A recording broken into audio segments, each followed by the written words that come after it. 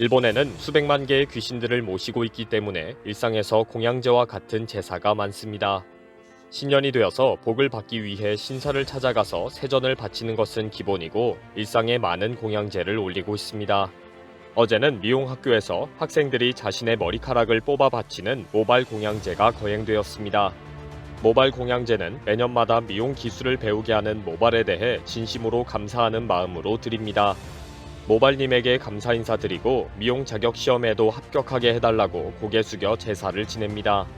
2월에 치르는 시험에 전원 합격하게 해달라고 미용과 2학년 30명 전원은 모발 공양제에 전원 참석했습니다.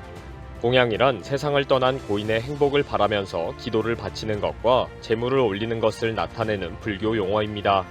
다양한 고대 종교에서도 공양과 같은 의미로 제물을 바치는 의식이 많습니다.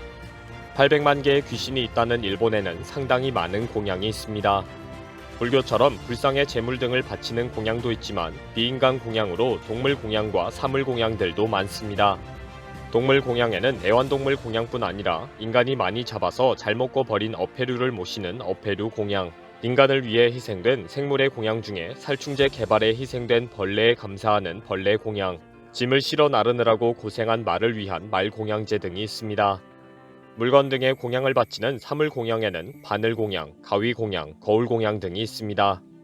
바늘 공양은 꺾어지거나 구부러지고 녹이 슬어서 사용할 수 없게 된 바늘을 존경하고 감사하는 마음으로 공양제를 올리는 것입니다. 바늘 공양제의 마지막에는 바늘을 두부나 곤약 등에 꽂아두는데 그동안 딱딱한 곳을 찌르며 일만한 바늘이 마지막에는 부드러운 곳에서 편히 쉬라는 의미입니다. 10만 개가 넘는다는 신사들은 돈 되는 공양제를 많이 유치하기 위해 아주 적극적입니다.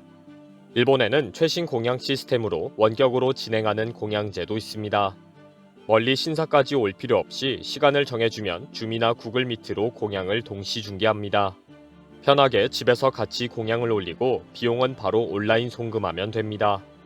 최근에는 많은 신사 주지들이 페이스북과 인스타 등 SNS를 운영하고 있으며 공양제의 전문 분야까지 가지고 있습니다. 주지들은 복받는 공양과 저주 내리는 공양 등의 주제로 유튜브 활동도 하고 있으며 지역을 불문한 팬까지 거느리고 있습니다.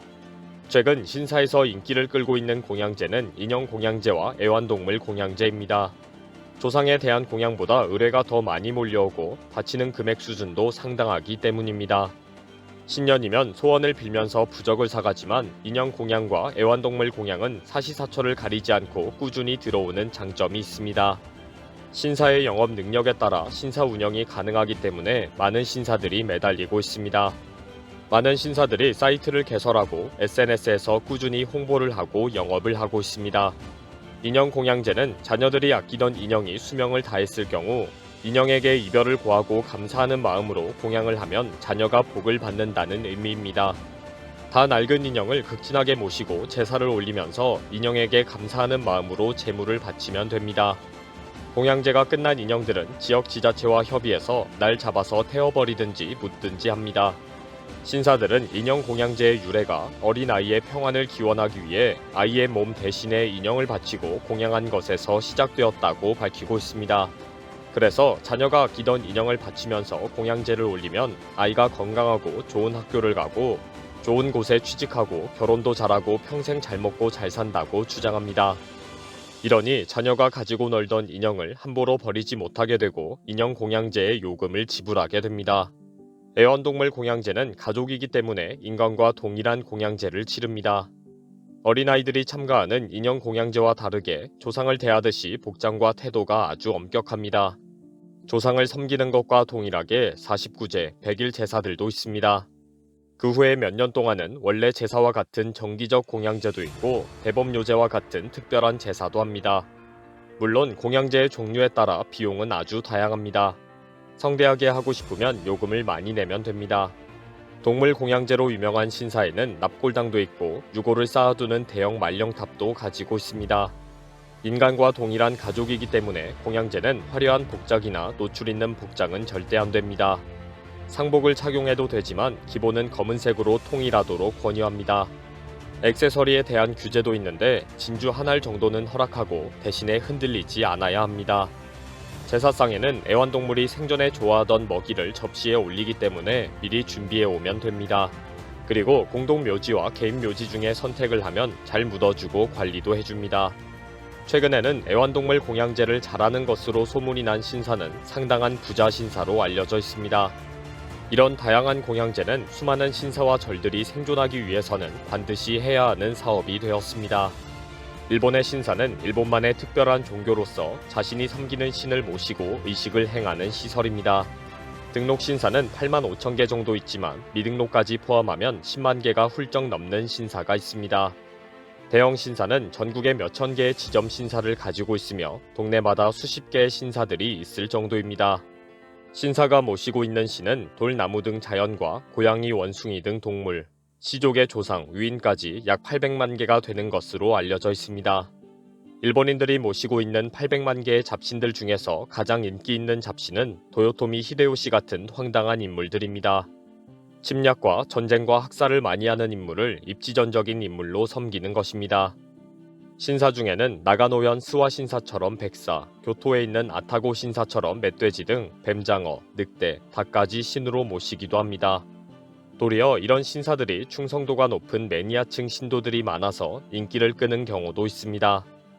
그러나 10만 개의 신사들 중에 대형 체인점 신사들을 제외하고는 경제 불황으로 많이 어려운 상황입니다.